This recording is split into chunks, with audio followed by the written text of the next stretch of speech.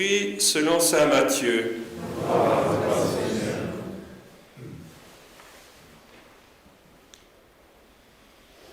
Jésus était né à Bethléem en Judée au temps du roi Hérode le Grand. Or voici que des mages venus d'Orient arrivèrent à Jérusalem et demandèrent « Où est le roi des Juifs qui vient de naître? Nous avons vu son étoile à l'Orient et nous sommes venus nous prosterner devant lui. » En apprenant cela, le roi Hérode fut bouleversé, et tout Jérusalem avec lui. Il réunit tous les grands prêtres et les scribes du peuple pour leur demander où devait naître le Christ. Ils lui répondirent « À Bethléem en Judée, car voici ce qui est écrit par le prophète. Et toi, Bethléem, terre de Juda, tu n'es certes pas le dernier parmi les chefs-lieux de Juda, car de toi sortira un chef qui sera le berger de mon peuple Israël. » Alors Hérode convoqua les mages en secret pour leur faire préciser à quelle date l'étoile était apparue. Puis il les envoya à Bethléem en leur disant « Allez vous renseigner avec précision sur l'enfant, et quand vous l'aurez trouvé, venez me l'annoncer pour que j'aille moi aussi me prosterner devant lui. » Après avoir entendu le roi, ils partirent. Et voici que l'étoile qu'ils avaient vue à l'Orient les précédait, jusqu'à ce qu'elle vienne s'arrêter au-dessus de l'endroit où se trouvait l'enfant. Quand ils virent l'étoile, ils se réjouirent d'une très grande joie. Ils entrèrent dans la maison, ils virent l'enfant avec Marie sa mère, et tombant à ses pieds, ils se prosternèrent devant lui. Ils ouvrirent leur coffret et lui offrirent leurs présents, de l'or, de l'encens et de la myrrhe. Mais, avertis en songe de ne pas retourner chez Hérode, ils regagnèrent leur pays par un autre chemin. Alléluia, Alléluia, Alléluia. Alléluia, Alléluia, Alléluia.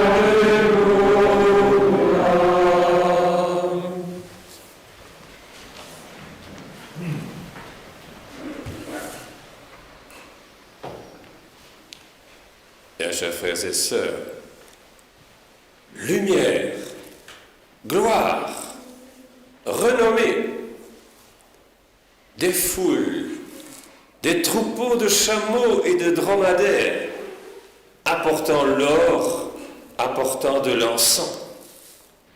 Alors tu verras, sur toi se lèvera la lumière, et tu seras radieuse. Ton cœur frémira, se dilatera.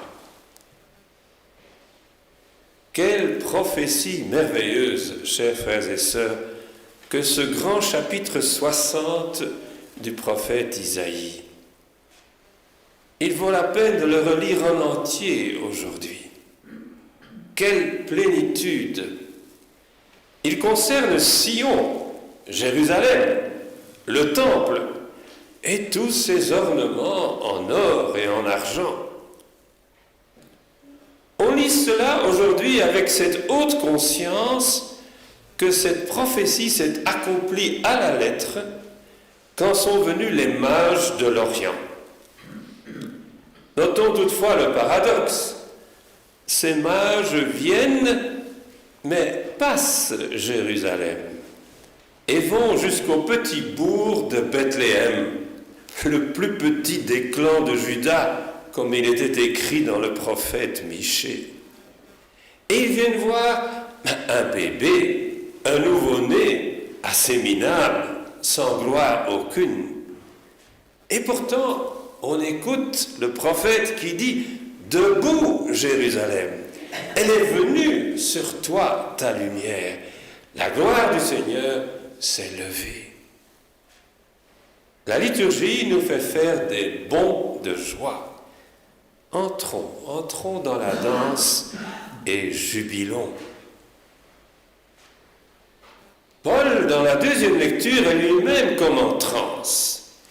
Il a compris des choses restées cachées si longtemps, voilées depuis des siècles, mystérieuses, mais qui maintenant se révèlent, se dévoilent en une épiphanie merveilleuse. Car les païens, les goïms, si souvent déconsidérés dans toute la tradition, les voici qu'ils sont à l'honneur, qu'ils entrent dans le corps christique et dans l'héritage d'Israël, qui sont associés à une même promesse du Messie Jésus par l'annonce de l'Évangile. Quelque chose éclate désormais, une ouverture universelle annoncée depuis les toutes premières promesses messianiques à Abraham, mais enfin réalisée sous nos yeux, dit saint Paul. Et de fait, aujourd'hui, la fête de Noël éclate dans sa largeur universaliste. Comme à la Pentecôte, la fête de Pâques éclate dans une largeur universaliste. Ce que dans la nuit de Noël nous avons célébré et que Luc nous avait décrit dans une étable de nuit avec quelques pauvres témoins que furent les bergers, voici que Matthieu l'expose en faisant venir de l'Orient lointain des magoi, des mages, des sages qui ont scruté le ciel et aperçu dans les étoiles le nouveau advenu sur terre. Autrefois, dans le livre des Nombres, un prophète païen, Balaam, venu de l'Orient, avait annoncé qu'une étoile se lèverait un jour, annonçant la venue d'un roi sauveur. Ces mages, lointains descendants de Balaam, partent donc guidés par cette étoile. Ils interrogent le roi Hérode à Jérusalem, qui du coup frémit, s'inquiète, convoque les savants pour savoir de fait qu'un roi devrait naître un jour à Bethléem de Juda, car c'est écrit. Et donc l'universel du langage des étoiles trouve sa confirmation dans le particulier du livre des prophètes. Encore faut-il y donner sa foi. Les sages de l'Orient croient dans l'étoile. Le milieu autour d'Hérode n'a aucune foi ni dans l'étoile, ni dans ce qui est écrit. Et les mages reprennent leur route. Ils voient, ils adorent, ils offrent ce qu'ils ont emmené, de l'or, de l'encens et de la myrrhe. Agenouillons-nous à notre tour, dans notre cœur, tel que nous sommes devant cette grande épiphanie de Dieu, contemplée dans la fragilité d'un nouveau-né. Qu'avons-nous à offrir? Qui sommes-nous d'abord? Bergers avec des moutons et un jeu de flûte, de pipeau ou d'orgue? Sommes-nous des rois avec de l'or, des prêtres avec de l'encens, des embaumeuses avec de la myrrhe pour le jour du trépas? C'est que chaque don dit quelque chose de qui nous sommes et quelle est notre reconnaissance de celui que nous venons adorer en cet enfant. L'or est le don qui convient à un roi. l'encens à celui qui se présente au nom de Dieu, et la myrrhe est appropriée pour qui est mortel en vue de sa sépulture. Qu'allons-nous donner aujourd'hui au plus secret de nous-mêmes? Et que dit notre don de notre respect, de notre égard et reconnaissance de celui qui vient à nous en tant que humble fils de Marie? Le père Michel Kuhne de Zevenkerken, que beaucoup d'entre vous ont connu, décédé il y a déjà 15 ans, avait des élans poétiques et une fantaisie capable de rejoindre l'enfant au fond de chacun de nous. Il a raconté au moins une dizaine de contes de Noël, inventés ou recopiés d'autres narrateurs populaires. En voici un que j'ai lu à l'époque. Père Michel raconte qu'un homme distingué et bien mis s'était approché de la crèche. Il a enlevé poliment son chapeau et a regardé. Il fixait tant et plus toute la scène. Or, soudain, l'enfant se mit à parler. Oui, à lui parler.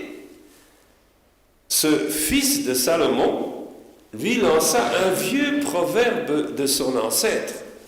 « Donne-moi ton cœur. Donne-moi ton cœur. » Le brave homme n'y comprenait rien. Mais que faire? Que dire? Il entra dans son pardessus et fouilla jusqu'à retrouver cet organe, un peu gluant, plein de graisse et de cholestérol, et le présenta à l'enfant dans la crèche. Et l'enfant le prit aussitôt dans ses deux mains et commença à le frictionner, à le sucer, à le masser, ce cœur engourdi. Le bonhomme n'en croyait pas ses yeux. Et l'enfant continuait à mastiquer comme un jouet ce cœur. Enfin, il remit le cœur dans la main du monsieur qui précautionneusement le remit à l'intérieur de son pardessus, comme dans une poche secrète. Le cœur au bon endroit.